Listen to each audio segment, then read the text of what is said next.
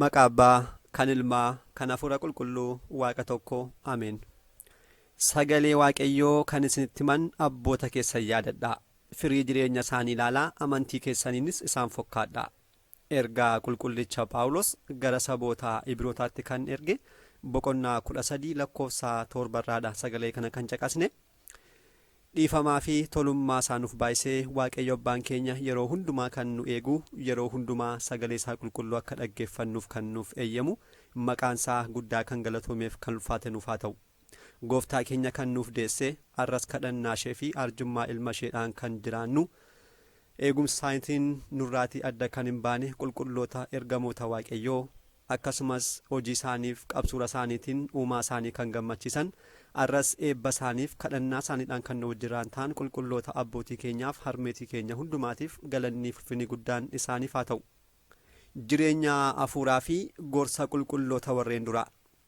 Qulqulluun Phaawulos ergaa isaa irratti akkuma dubbate sagalee Waaqayyoo kan nutti himan abbootii keenya yaadachuu, akkasumas firii jireenya isaanii ilaalaa, amantii keenyaan immoo isaan fakkaachuu waanta qabnuuf mata duree kanaan yoo Waaqayyo jedhe jechuudha. Gara fuulduraatti kutaawwan adda addaa keessatti gorsa abbootii keenyaaf haadholii keenyaa kaasne jireenya isaaniif barumsa isaaniirraatii kan barannu ta'a. Har'aaf kutaa tokkoffaa jalatti gorsa abbootii lama jechuunis kan abbaa Eevagiriyoosifi kan abbaa Aarsaaniyoos kan ilaallu ta'a. Waaqayyo laphee hubatu hunduma keenyaaf nuuf haa kennu jechaa kallattiimaan gara barreeffamaatti dabarra. Abbaa Eevagiriyoos. Abbaan Eevagiriyoos dhalatee kan guddate kutaa Phaanxoos keessatti kan argamtu magaala Iboraa jedhamtu keessattidha. Bara 345tti Anaagunisxis jedhamee qulqulluu Baasiliyoosiin muudameera. Anaagunistisiin mana kiristaanaa keenya keessatti kitaabolee dubbisuudhaan kanneen tajaajilan jechuudha. Itti aansuunis qulqulluun Gorgoriyoos inni zinaasu kennaa duqqinaatiin isa muudeera. Qulqulluu kana waliinis yaa'ii Qusxinxinaa hirmaatee ture. Bara 383tti gara Gibxitti bu'uun gadaamii Nixiraatti monokkose. Seeliyaatti barataa Meeqaariyoos isa Iskindiriyaa ta'uutiin waggaa 10 jiraateera. Barumsa isaa fi jireenya foon namaatti hin tolle jaallachuutiin beekamaa ture. Bara 400ttis boqote jedha seenaan isaa gabaabinaan. Kanatti aansinee immoo qulqulluun kun bara jireenya isaa keessa kan barsiise keessaatu tokko akka armaan gadiitti ilaalla. Abbaan Eevagiriyoos akkas jedhee ture. Mana kee keessa taa'i, laphee keessa saabbadhu, guyyaa du'a kee yaadi, dhukkubbiin kees maal ta'uu akka danda'u yaadi, hafuurri kee jabaataa ta'u, rakkina simadhu, waan kantuu addunyaa kanaa tuuffadhu, yeroo sana dadhabbii malee nageenyaan jiraachuu jalqabdaa, si'ool keessa maaltu akka jiru yaadi, haala lubbuuwwan achi keessa jiranis yaadi, callisummaa rakkisaa ta'e, iyya akka malee, sodaa isaanii, jeeqamuu isaanii, barri isaan achi keessa jiraatan xumura kan hin qabne akka ta'e yaadadhu. Gadda isaanii isa xumura hin qabnee fi boo'icha lubbuu isaanii isa bara baraa yaadi. Karaa biraa immoo guyyaa du'aa ka'umsaa yaadi. Fuuldura Waaqayyoo dhaabbachuus hin irraanfatiin. Murtii sodaachisaa fi rifachiisaa yaadi. Rakkina cubbamootaaf taa'e. Fuuldura uumaa isaaniitti. Fuuldura ergamootaa fi qulqulloota hundumaatti qaama isaanii dhoskachuudhaaf yaaluu isaanii yaadi. Isayyuu adabbicha, ibidda bara baraa, raammoo hin rafne, dukkana isaa, ilkaan walitti rukkutuu, sodaa isaa fi boo'icha isaa. Qulqullootaaf kan yaadame waan gaariis yaadi. Kabaja isaan Waaqa Abbaa, Ilma, Hafuura Qulqulluu, hangafa ergamootaa fi namoota hundumaa duratti qabaatan yaadadhu. Mootummaa Waaqayyoo, kennaa, gammachuu fi qajeelummaatti jirus hin irraanfatiin. Dhugaawwan kana lamaan laphee keessa jiraachisi. Murtii cubbamoota irratti dhufuuf jedhii boo'i. Tarii atis gidiraawwan kan akka fudhatu taasisii mataa keef gaddi. Carraa qajeeltotaaf immoo gammadi. Kennaawwan kan argachuuf qabsuuri. Haa ta'u garuu gidiraawwan kanaaf keessummaa ta'i. Mana kee keessattis ta'e alatti isaan kana yaaduun akkasirraa addan baane of eeggadhu. Yeroo sana yaada hamaaf saalfachiisaarraa of fageessita. Abbaan Eevagiriyoos kan dubbatan keessaa kana tokko har'a ilaalleedha jechuudha. Kanatti aansinee immoo kan abbaa Aarsaaniyoos ilaalla. Abbaan Aarsaaniyoos bara 360tti dhaloota Kiristoosiin booda jechuudha. Roomaatti dhalate.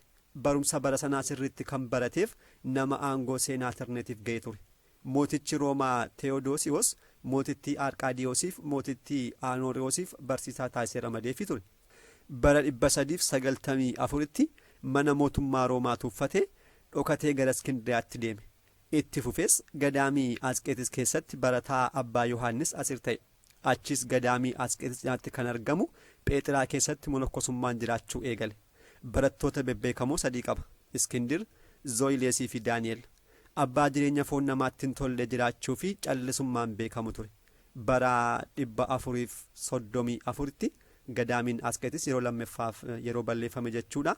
Gara tulluu Tiiroo'etti ba'ee achittis bara 449tti boqotee kun seenaa isaa gabaabinaan gaafa dhiyaatudha. Abbaan Aarsaaniyoos jireenyi isaaf kan inni dubbate immoo muraa isaanii akka armaan gadiitti ilaalla. Abbaan Aarsaaniyoos yeroo mana mootummaa turetti yaa gooftaa koo karaa fayyinaa na qajeelchi jechuun kadhachaa ture. Kanaanis sagalee yaa Aarsaaniyoos namoota irraa adda ba'i yeroo sana fayyina argattaa jedhu dhaga'e. Yeruma kanas mana mootummaa dhiisee gadaamii seene.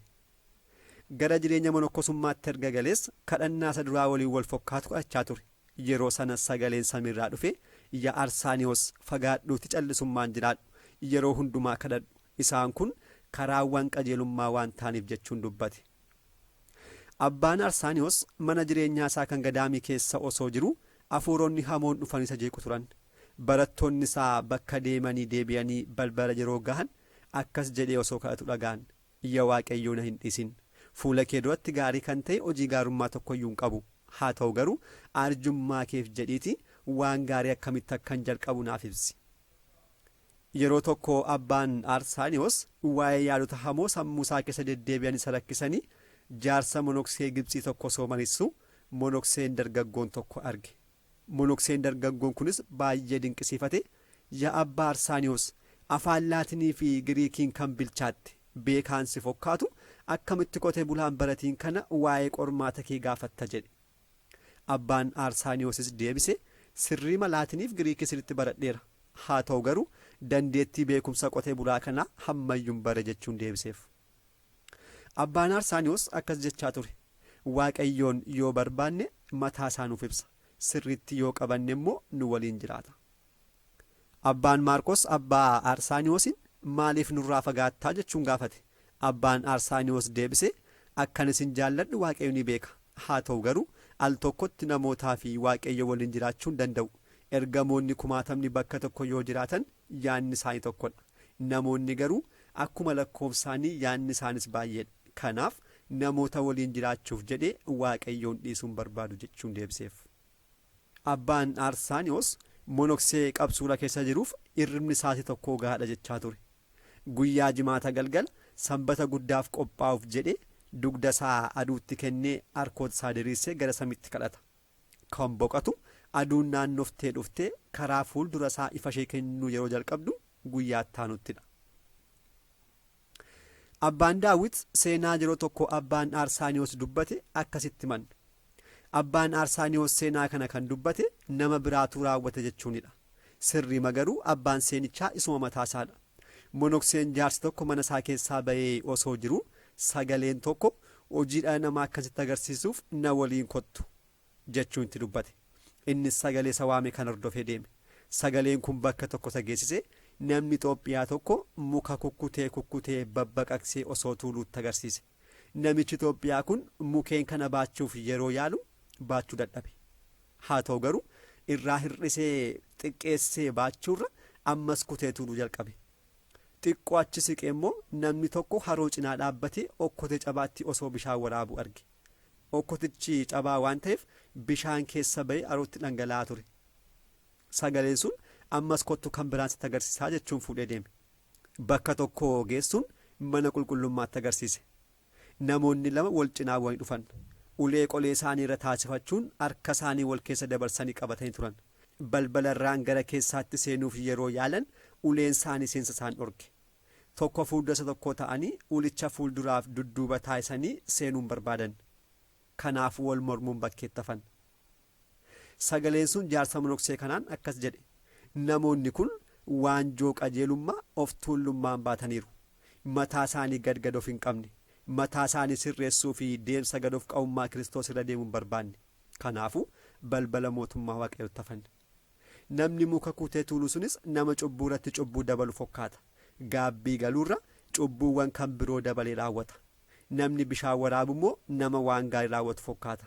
Haa ta'u garuu hojiin gaariinsaa hammina waliin waan wal makeef hojii gaariisaa xiqqoo kana balleessa. Kana waan ta'eef namni hundumtuu waan hojjetu hundumaaf of eeggannoo taasisuu fi fayyuma kan dhamaane itti yaaduu qaba jedhe. Har'aaf kan qopheeffannee hangammaatti kan dhaggeeffanne ture. Waaqayyoo eebba qulqulloota abboota keenyaa nurra haa bulchu. Kan dhageenye laphee keenya keessanuuf bulchee firii gaarii akka ittiin oomishnu nu haa taasisu. Kutaattaanuun hanga deebinutti nagaa Waaqayyootiin turtii gaarii. Galanni Waaqayyoof.